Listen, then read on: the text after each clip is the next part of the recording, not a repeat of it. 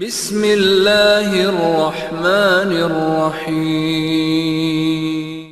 بھئی اگر کوئی شخص سلفی اور حنفی ہے تو یہ متناقض ہے۔ جو حنفی ہے وہ پورے طور پر سلفی نہیں ہو سکتا کبھی، اور جو سلفی ہے وہ حنفی نہیں ہو سکتا۔ اگر وہ سمجھتا ہے اس بات کو تو ایک نمبر کا مدلس ہے، دھوکے باز ہے، فتنہ پرور ہے، امت کو دھوکہ دینا چاہتا ہے، نوجوانوں کو اور بھولے بھالے عوام کو دھوکہ دینا چاہتا ہے۔ سوال یہ ہے کہ ہمارے یہاں بر صغیر میں بعض اس طرح کے لوگ یا نوجوان ظاہر ہوئے ہیں جو اپنے آپ کو سلفی حنفی کہتے ہیں۔ مقصد کیا ہے کہ میں فقہ میں ابو حنیفہ کا پیروکار ہوں اور باقی میں سلفی ہوں، یا عقیدے میں سلفی عقیدے پر ہوں، اور اس میں وہ بعض سعودی علماء یا عرب علماء کا حوالہ دیتے ہیں کہ وہ کہتے ہیں کہ کسی نہ کسی فقہی مذہب سے جڑ کے رہنا چاہیے۔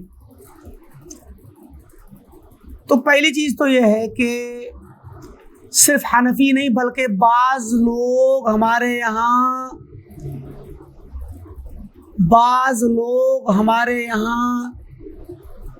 سلفی شافعی ہیں،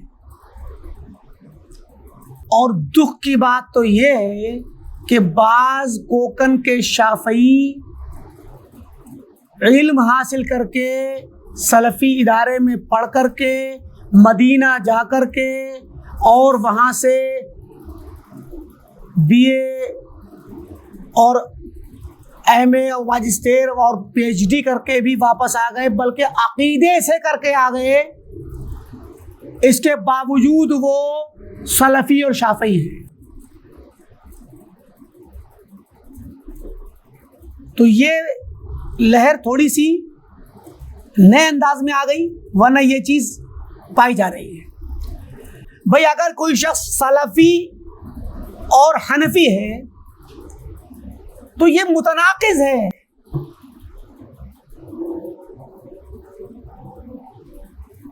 وہ متناقض ہے، تناقض کا شکار ہے، تضاد کا شکار ہے، کیونکہ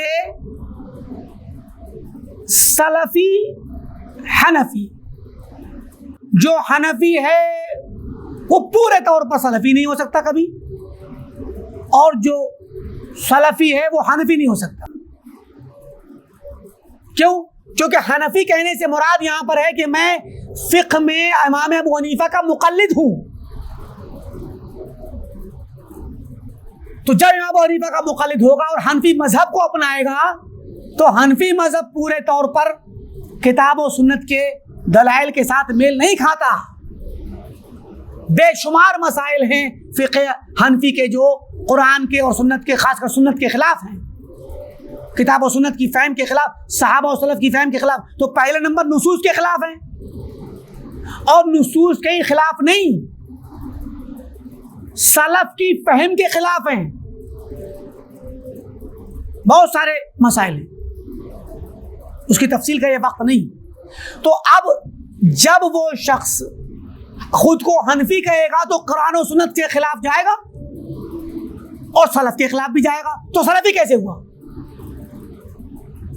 جھوٹا دعویٰ ہے یہ۔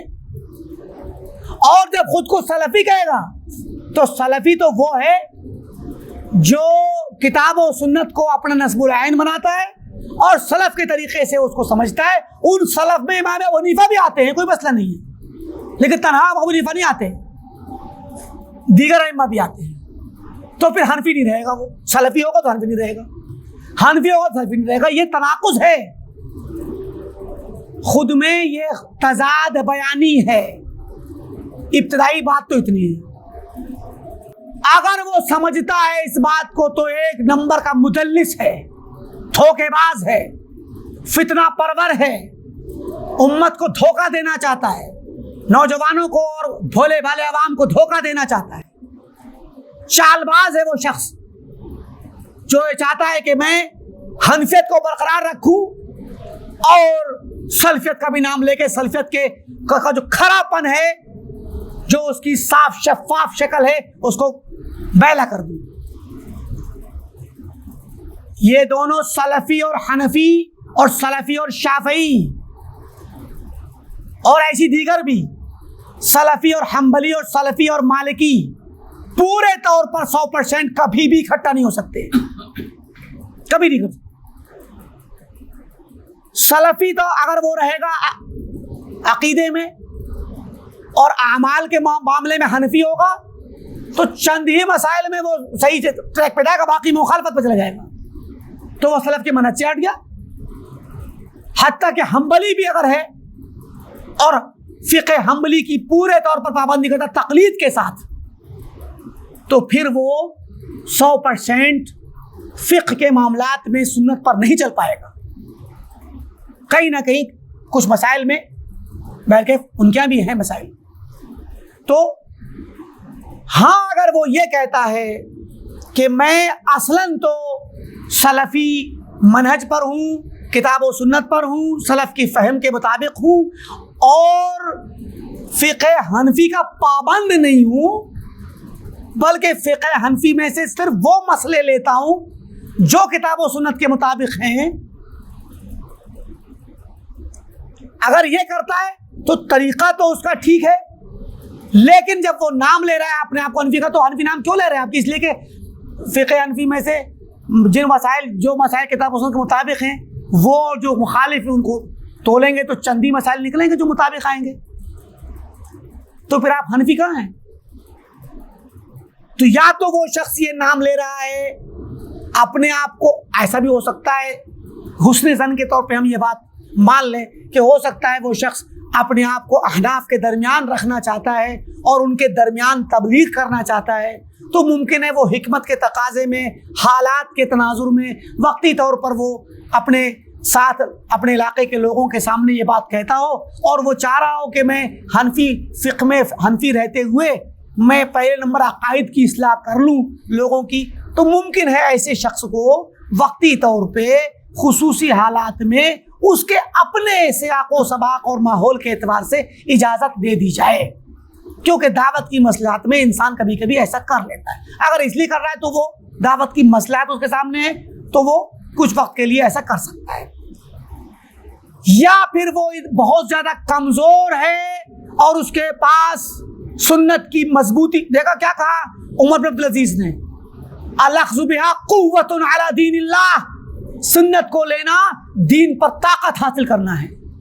تو سنت کو اس نے ٹھیک سے ابھی لیا نہیں ہے, وہ گرچہ حنفی سے اہل حدیث ہو چکا ہے لیکن ابھی چونکہ سنت کا اور سلفیت کا علم اس کے پاس مضبوط نہیں ہے تو وہ سلفیت کو لے کے مضبوطی سے کھڑا نہیں ہو سکتا, اسی لیے وہ اپنے آپ کو حنفی سے جوڑے ہوئے ہیں, ورنہ اس کے علاوہ تیسری شکل نہیں ہے. یا پھر وہی شکل ہے کہ وہ لوگوں کو دھوکہ دینا چاہتا ہے اور سلفیت کو کمزور کرنا چاہتا ہے.